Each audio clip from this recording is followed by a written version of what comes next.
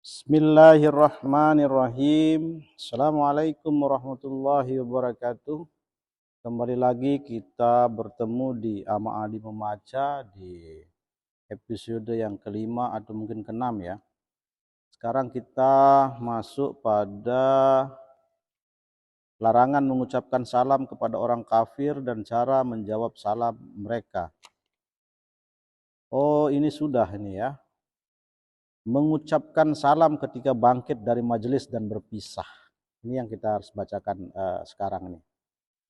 Wa an Abi Hurairah radhiyallahu anhu qala Rasulullah sallallahu alaihi wasallam idzan taha ahadukum ilal majlisi falyusallim fa idza arada ayyaku ma falyusallim walaisatil ula bi ahaqqa minal khirah.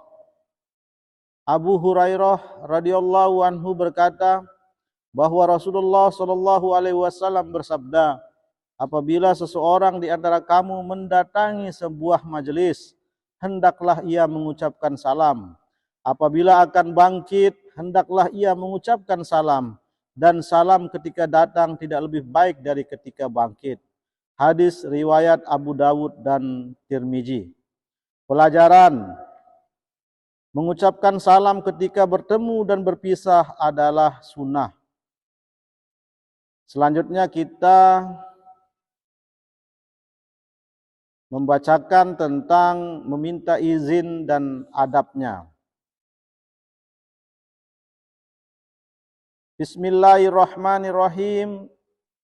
Allah Subhanahu wa taala berfirman, ya ayyuhallazina amanu la tadkhulu buyutan ghayra buyutikum hatta tasta'nisu wa tusallimu ala ahliha. Hai orang-orang yang beriman, janganlah kamu memasuki rumah yang bukan rumahmu sebelum meminta izin dan memberi salam kepada penghuninya. An-Nur ayat 27. Wa idza balagal atfalu minkumul huluma falyasta'zinu kama sta'zanal ladzina min qablihim.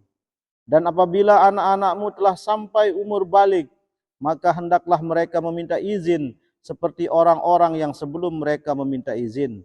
An-Nur ayat 59. Abu Musa al-Asy'ari radhiyallahu anhu berkata bahwa Rasulullah sallallahu alaihi wasallam bersabda, meminta izin itu 3 kali, jika diberi izin masuklah dan jika tidak pulanglah. Muttafaq alaih. Pelajaran: adab meminta izin adalah dengan mengulanginya sampai 3 kali.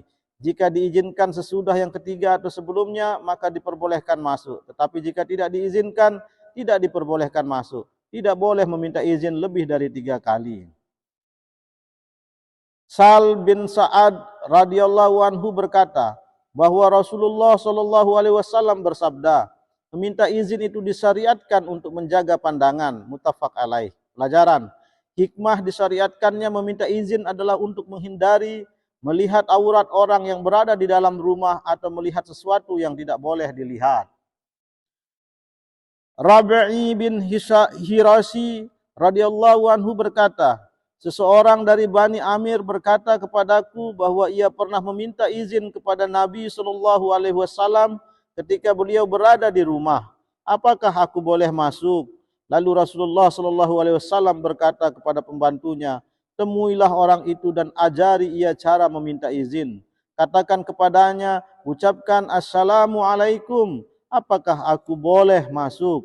Ternyata orang yang datang itu mendengar dan mengucapkan assalamualaikum, apakah aku boleh masuk? Kemudian Rasulullah sallallahu alaihi wasallam mengizinkan dan ia masuk. Hadis riwayat Abu Dawud. Pelajaran: adab meminta izin adalah seperti yang telah disebutkan dalam hadis di atas.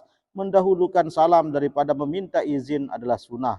Setiap rumah memiliki hal-hal yang dirahasiakan, karena itu orang lain tidak dapat memasukinya kecuali dengan izin penghuninya. Keutamaan mengajari orang bodoh, mendorongnya untuk belajar dan menerapkan ilmunya. Kildan bin Hanbal radhiyallahu anhu berkata, aku pernah masuk ke rumah Nabi SAW tanpa mengucapkan salam. Karena itu beliau SAW bersabda, kembalilah dan ucapkan assalamualaikum. Apakah aku boleh masuk? Hadis riwayat Abu Dawud dan Tirmizi. Pelajaran keutamaan amar ma'ruf, mengajarkan sunnah dan tata krama, mengajak orang lain untuk melaksanakan serta tidak mengabaikannya. Demikian tadi kita sudah membacakan 2 berkaitan dengan mengucapkan salam ketika bangkit dari majelis dan berpisah serta meminta izin dan adabnya. Semoga bacaan tadi bermanfaat. Wabillahi taufiq wal hidayah. Wassalamualaikum warahmatullahi wabarakatuh.